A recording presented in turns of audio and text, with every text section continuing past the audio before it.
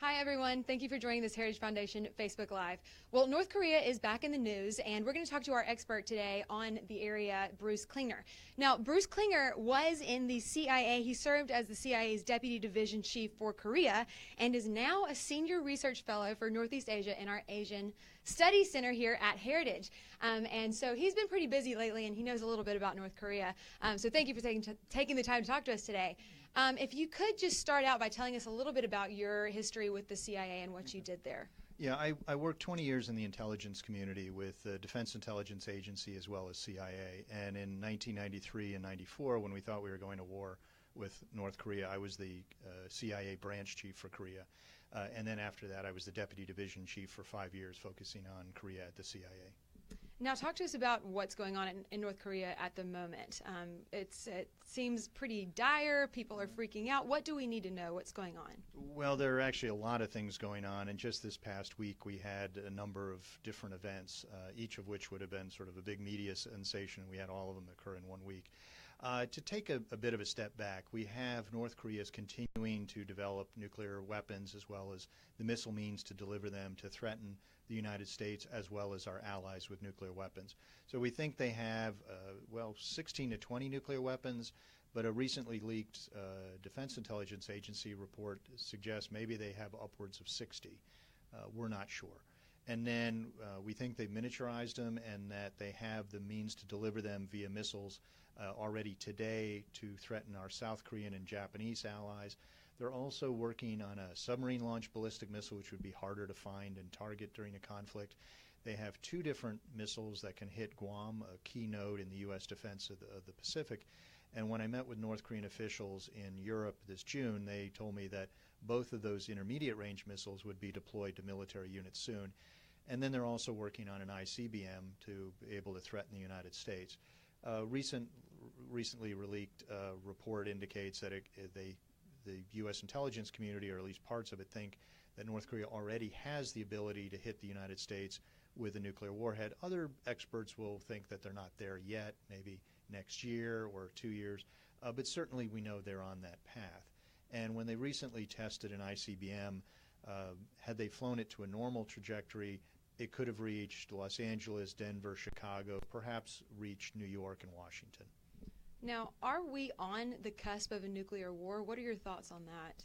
Really, we're always on the knife's edge of a crisis on the peninsula. And any of us who've worked Korea for a while, it's a roller coaster of tension, which is always high.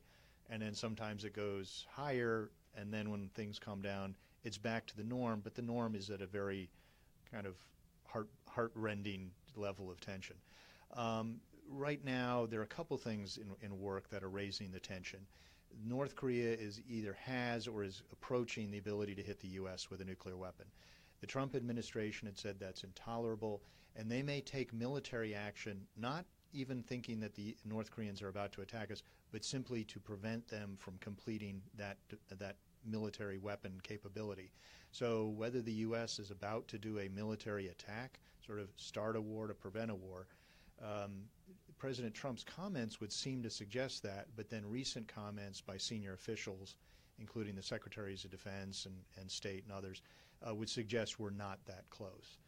Also, North Korea has recently said that they are going to launch missiles towards Guam. Not an attack, but a very provocative, tension-raising military demonstration.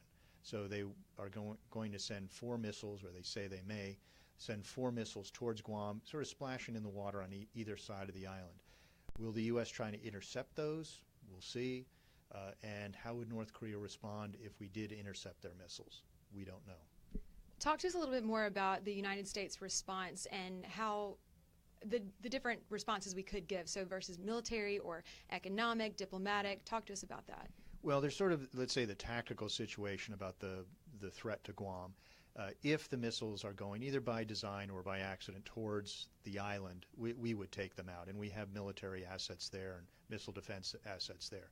If it's offshore but still within our territorial waters, we don't know. Will the U.S. intercept it or not? But even setting that whole issue aside, there's the concern about them developing the ICBM, and will the administration do the military attack or not?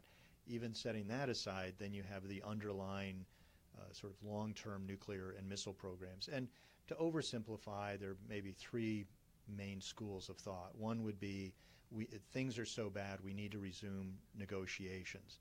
The problem is we've had 8 international agreements with North Korea. They broke all of them failed. We've had 2-party, 3-party, 4-party, 6-party talks.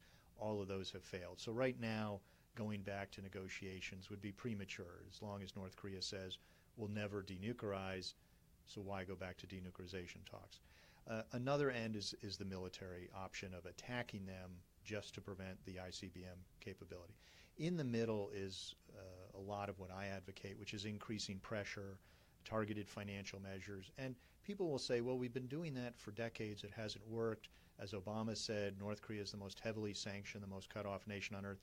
It's actually not. The U.S. and the European Union, the United Nations, did a lot more strong pressure on Iran than we've ever had on North Korea. And that's why Iran came back to the negotiating table for the nuclear deal. Whether we like the deal or not, it was the pressure that got them back.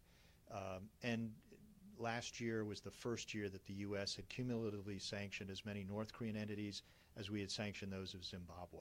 So we've been pulling our punches. There's actually a lot more we can do on the pressure side. And now what about our allies, specifically China in the region? What do we need to see happen with China? Well, our allies, South Korea and Japan, are on the same page as we are, and we're in lockstep, and we have the same view of the North Korean threat. China is an ally of North Korea, and they have been part of the problem rather than part of the solution. So just a week or so ago, we had a new UN resolution where China agreed to another incremental increase in pressure on North Korea. So it's sort of hesitant steps that China always, doesn't want to do as much as the U.S. and its allies, but they incrementally allow stronger pressure. But then they often don't implement the required sanctions. So we should keep trying to cajole or implore or pressure China to do more. But there's actually things we can do just using U.S. laws to influence the Chinese banks and businesses that are dealing with North Korea away from dealing with them, just using our own laws, because those Chinese companies have to enter the U.S. financial system, and that gives us actually tremendous amount of leverage.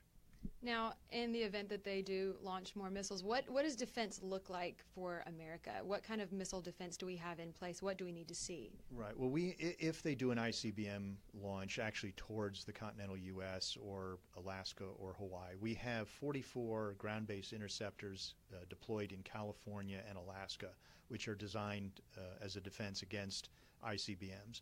In addition to that, the U.S. as well as Japan and South Korea have additional missile defense systems, more theater level, in both of those countries. So there are things like Patriot and THAAD, as well as ship-based missile defense systems that can defend against the North Korean missile. But North Korea has a lot of missiles, so we would have to distinguish in air between those that we think might be nuclear capable and those that are not, or that we think are not going towards either a military or a civilian target.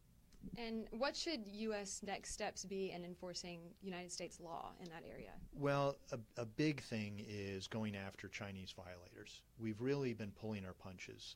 In a way, we've been giving immunity to Chinese entities committing crimes in the U.S. financial system simply because they're Chinese, perhaps out of fear of how the Chinese government will respond. But we need to divorce law enforcement from diplomacy and let Beijing know that we're going to enforce our laws. And so we can do that. We can impose significant fines on Chinese violators.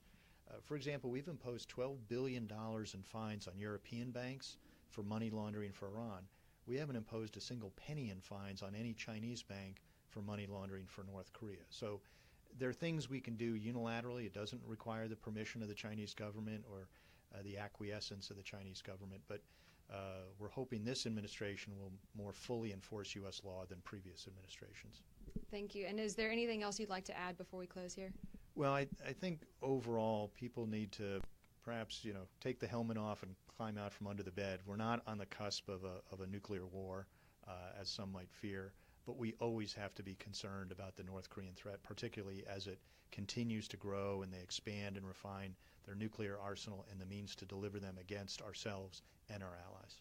Well, thank you, sir. And thank you all for joining us today. Be sure to head over to heritage.org for more insight from Bruce Klingner, and stay on our Facebook so you'll never miss when we go live.